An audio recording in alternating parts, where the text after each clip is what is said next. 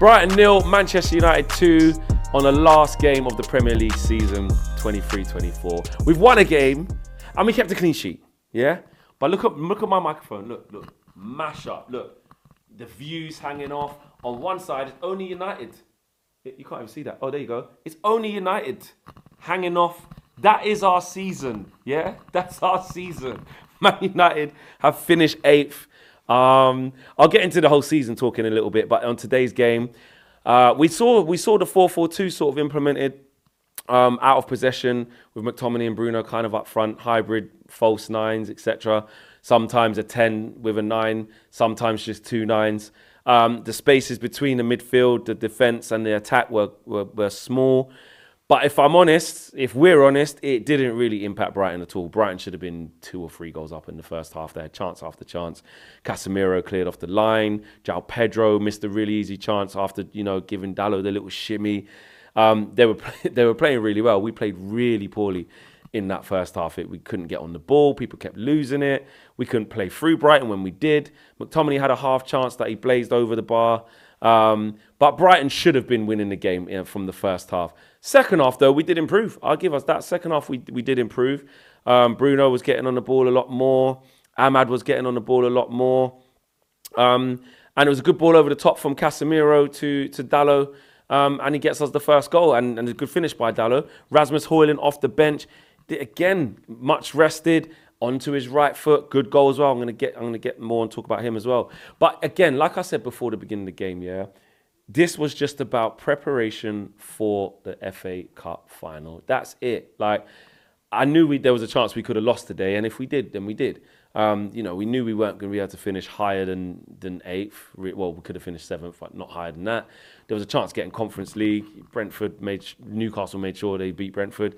But it was neither here nor there. The most important thing was getting Martinez through the game unscathed, making sure we rest certain players, get Varane some minutes. That happened. He come in, finished the game unscathed.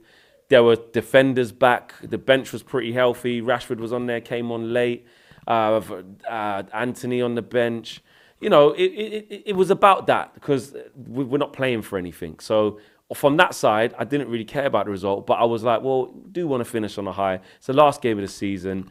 At least give us that. It's been a shit season all year, but give us that. And after the first half performance, I didn't think it was going to come, if I'm honest. But the second half was better. And again, Brighton, Adam Lallana goes off. That's his last game for Brighton.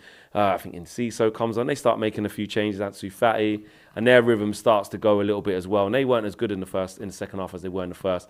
And we did a little bit better. But it was a mare game. It really was. But I have to say, Rasmus's goal, again, for him, I think he finishes the season, I should have probably checked this, I want to say 16 goals in all comps. It might be 15, but I think it's 16 goals in all comps. Around that, whatever it is, if it's 15 or 16, whatever it is, even if it's 14. But the whole overall return for Rasmus this year, it hasn't been bad. He's gone long periods without scoring. He's gone some long periods without being involved in games. But as you can see, even with the goal he scores today, it's not really an assist. They give him the ball in a lot of space and he's got to do it himself.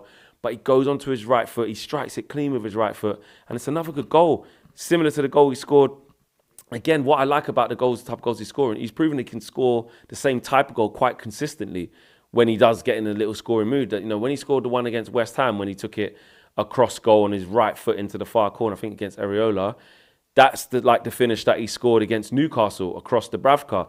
And it's also similar to the finish that he scored today. Drags it onto his right foot, not afraid to go that way just because he's left-footed. He's not just one-footed, one-dimensional. Will go on his right foot and fired it past Jason Steele. So from a Rasmus perspective, impact sub in the last 2 games, really good from him. Clearly needed that little bit of a rest. And all eyes on the cup final for him to see how is he going to start? Are we going to go with this hybrid 9 system or just a 4-4-2 with McTominay and Bruno up front? Probably not. Casemiro went back into central midfield. Varane and Martinez will definitely start the final, in my opinion. I can't see how they don't. Luke Shaw ain't going to make it, let's be real. I think if Harry Maguire does make it, he's going to be out of match rhythm, although that's like Varane, so there's a choice to make there. Fullbacks will be pretty much the same. Wan-Bissaka's quite concerning. He's not playing his best football at the minute. But they're the only fullbacks we've got. Kobe Mainoo did okay in some stages today. Took the ball forward, and did all right. And he came off unscathed as well. So look, as far as the game's concerned, I'm happy we won 2-0. Pleased we got a clean sheet. Can't ask for more than that. Did we ride our luck? Yes. First half should have been about 2-0 down, but we raised it from there. The whole season, listen, this is where you got to get into it and like not forget it. You can't forget where we've been at. It's been a horrendous season. It's been absolutely awful. You know, we finished with -1 goal difference, not even in Europa League, 8th in the league. You know, there's some real bad records that we've conceded this year that we've broken. Not great. Out of the group stages of the Champions League, bottom of the group. You know, knocked out the Carabao Cup in the second round, or the second game we had to play against Newcastle after beating Palace. It's been a calamity. It has been embarrassing. Yes, there's been a lot of injuries. There's been so much wrong with the team tactically. We've been shipping loads of goals, conceding 17 plus shots in all the games, similar to today. It's been a season to forget. It's been our worst ever season. So let's not forget that. It has. And I think that it's time. We know that change is coming. It's going to be a massive summer. And just to get to the end of this season intact, I mean, on a personal, like us as fans, like, has just been a massive sort of big ask, really, to be able to even do that, because we've been in a dungeons this year, mate. It's been absolutely embarrassing at times. Going, you know, many games without a win, quite a few games without scoring, a few games here and there without keeping a clean sheet. Like, it's been horrendous. And to get to the end of the season and there's still something to play for in the FA Cup final, that's what it's all about now, isn't it? That's the only thing that can save the season. Erik ten Hag's future's been up and down. You know, will Ineos change him? You look at the amount of players that we've got that aren't good enough, who need to be moved on in the summer. And, you know, this is where it really starts. This is it now. We can fight. That's what I am pleased about, in a weird way, that it's actually over. We can put this season behind us now, although there's one more game to actually play. Put it behind us and say, you know what? Let's undo all of this now. This is where the hard work begins. We have to be patient in the summer. We have to be realistic in the summer. But Ineos also do have to deliver. They have to provide stuff. They have to give us a way to get out of this. And we need to see it from the very first window. We're not going to be in any form of Europe next year, so there's plenty of time to be working with the team. And I'm assuming it's going to be Erik ten Hag who's going to be the manager. I think he will be here. He's got to show a lot. He's got to show it. These players got to show it. Whoever's left, but the manager himself, he's got to show it a lot, especially if everyone's fit. So yeah, shit season. All ahead to the FA Cup final. My player of the season, Diogo Dalot. Bruno was making a late surge for that. He's actually had a good season by the time it's come around, but he's had some real bad parts of the season where his performance levels were doing this. He was really bad at some points, but towards the latter stages of the season, he has been quite consistent. But I'll give it to Dalot. It's slim pickings. Have to shout out Kobe Mainoo. Big highlight of the season that we've unearthed this gem, which from our academy, and just look at him. He's going to go from strength to strength. I hope he goes to the Euros and can get some minutes there as well. So it's brilliant for him. And Garnacho, look, listen, he's a bit worn out now towards the end of the season, but he's played a hell of a lot of games.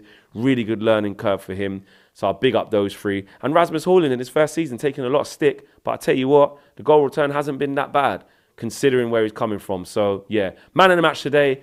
I'll give it to Casemiro. Goal line clearance and an assist as well. Roll on the FA Cup final. Believe. Come on, Man United. Take care, guys. Thanks for rocking with us all the way through the season.